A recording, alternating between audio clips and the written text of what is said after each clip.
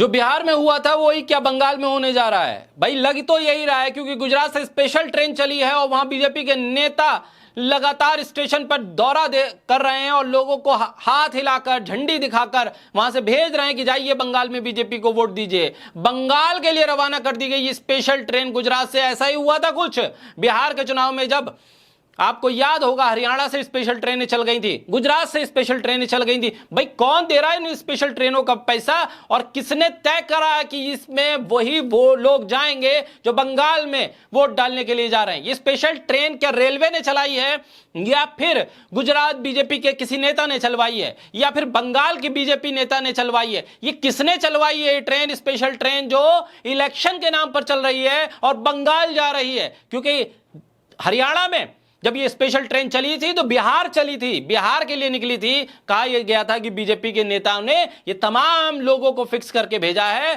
पूरी तरह से कैप्चरिंग हो रही है। रणविजय सिंह ने लिखा, बीजेपी ने गुजरात के सूरत में स्पेशल ट्रेन चलवाई, इस ट्रेन से पश्चिम बंगाल के लोगों को भरकर वोट करने के लिए भेजा गया है। ये वही सूरत स्टेशन है जहां एक दिन पहले ट्रेन में पकड़े गए मजदूरों को लाठी मार रहे थे, वो मजदूर यूपी बिहार के थे। अब इन्हीं मजदूरों को भेजा जा रहा है, जाइए बंगाल, जाइए वोट डाल के आइए बीजेपी को। किसने तय किया, किसने इनके टिकट का पैसा दिया है? अपनी मर्जी से जा रहे हैं या दबाव बना के भेजा जा रहा है, या फिर ये हैं गुजरात के लेकिन वोट वहां डालेंगे? माजरा क्या है? क्योंकि असम में भी जब वोट पड़े तो पकड़े गए थे कहां के लोग? यूपी के लोग। ऐसा क्या खेल हो रहा है और ज्ञानेश कुमार इस पर खामोश क्यों हैं? क्योंकि ज्ञानेश कुमार की खामोशी ये बता रही है कि एक तरफ तो ट्रेन चलती है, दूसरी तरफ प्रधानमंत्री मोदी 8:30 बजे ऐसा संबोधन करते हैं, बीच चुनाव में चुनाव आचार संहिता का उल्लंघन होता है। इस देश के 700 जाने माने लोग ये बात कहते हैं दो टूक कि ये मॉडल कोड ऑफ कंडक्ट का वायलेशन है,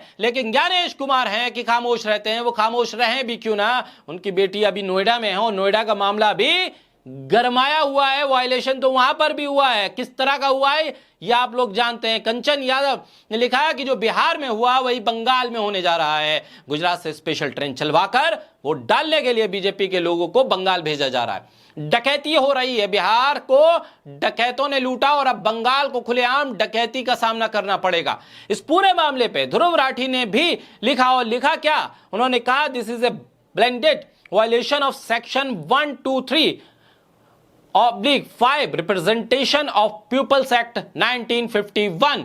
और इस पर चुनाव आयोग की खामोशी पर वो सवाल कर रहे हैं और कह रहे हैं कि जैसा कि आप जानते हैं चुनाव आयोग इसी तरह खामोश रहता है। तो ये खामोशी बता रही है कि भाई खामोशी ऐसे ही नहीं है, ट्रेनें ऐसे ही नहीं चल रही हैं। ट्रेन कौन चलाएगा? किसके कहने पर स्पेशल ट्रेन चलेगी और रेलवे किसके कहने पर कह देगा कि साहब ठीक है ट्रेन स्पेशल चला देंगे और पूरी ट्रेन खचाखच भर के जाएगी, बंगाल को जाएगी, कभी गुजरात को जाएगी, यानी जहां जहां इलेक्शन होंगे वहां वहां बम्पर वोटिंग हो जाएगी। अलग अलग राज्यों से लोग सवारी कर कर पहुंच जाएंगे।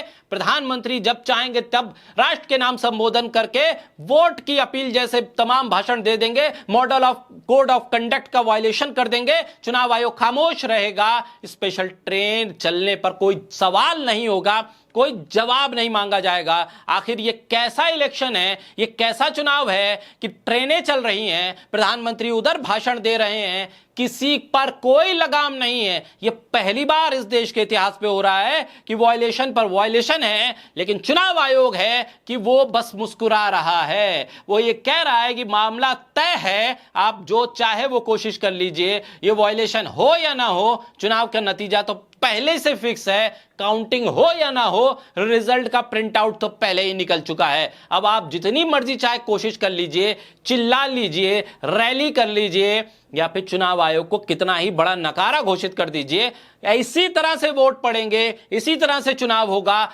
वोटिंग में हिस्सा लेना है तो लो, वरना एसआईआर में तुम्हारा नाम खारिज करवा दिया जाएगा।